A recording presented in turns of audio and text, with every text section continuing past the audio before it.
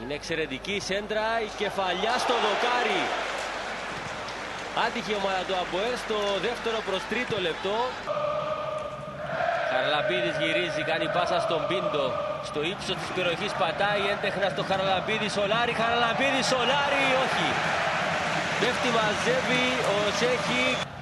Σκέμπι για τον Ντοσάντος, ο Κόντις είναι πίσω του, περνάει μπάλα για τον Μουζάκα.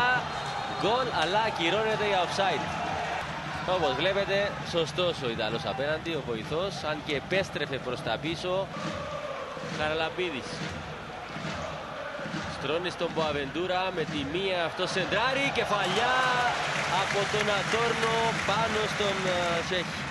Ο Ντοσάντος συνεχίζει, βρήκε τρόπο, έκανε το σουτ στα πόδια του Μποαβεντούρα. Νέο σουτ, πάρα πολύ καλό, μόλις έξω από τον Πράτιτς πρέπει να είναι. Ο Μαντούκα κάνει σωστή πάσα στον Σολάρι. Κάνει καλή κίνηση ο Αργεντινός, δά και τον γκολ 1-0. Ανοίγει το σκορ ο Αργεντινός στο 51ο λεπτό. Πολύ περισσότερα να δώσει ο Σολάρι, ειδικά για τα επόμενα παιχνίδια. Ήταν εξαιρετικό το γκολ. Ήταν πολύ ωραίο το τέρμα και μπράβο, αλλά χρειάζονται πολύ περισσότερα πράγματα. Τόρνο απέναντι με εξαίσιο τρόπο. Περνάει στον Πίντο, αυτός πίσω στο Μαντούκα, το σουτ, δοκάρι, άτυχος ο Μαντούκα.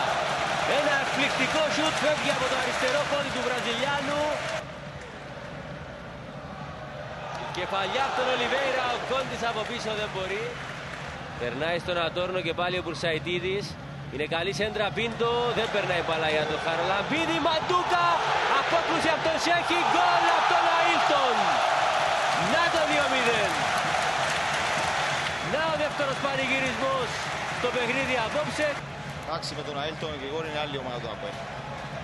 Ό,τι και να θέλουμε να πούμε, ό,τι και να μην, είναι άλλη ομάδα με τον Αίλτον. Πραγματικά ήταν εκεί την κατάλληλη στιγμή, μετά το εξαιρετικό σουτ και πάλι από τον Μαντούκα.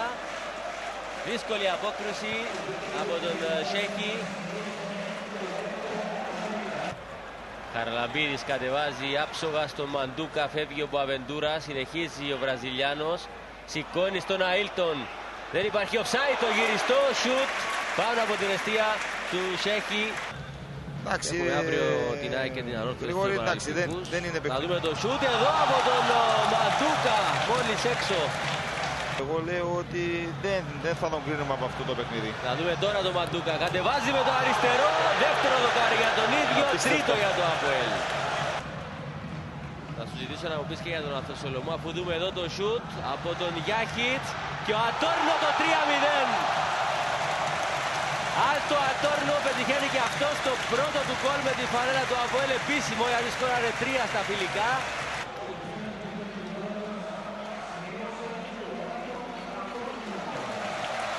Πρώτη φορά βασικός, έπαιξε στον εκτός έδρας αγώνα κόντρα στη Σκέντερπέου. Ο Άλτο Ατόρνο μπήκε τότε στο 72. Απόψε στο 20 λεπτό κάνει το 3-0 κόντρα στην Σκέντερπέου. Βοηθάνε όλοι, αλλά οι οργανωμένοι είναι... Δούμε τον Ατόρνο που κατεβάζει, κάνει το σουτ στην κλειστή γωνιά, ο Σέχης τρώνει ο Ατόρνο στο Χαραλαμπίδη που επιμένει. Γυρίζει, κάνει το σουτ, γκολ, 4-0. Δικαιούται το γκολ ο Χαραλαμπίδης μετά την χαμένη του ευκαιρία προηγουμένως, αλλά και από την απόδοση του και σήμερα αλλά και στο πρώτο αγώνα και την ασταθή απόκριση του Σέχη. Την επιμονή του Χαραλαμπίδη και το 4-0 είναι γεγονός.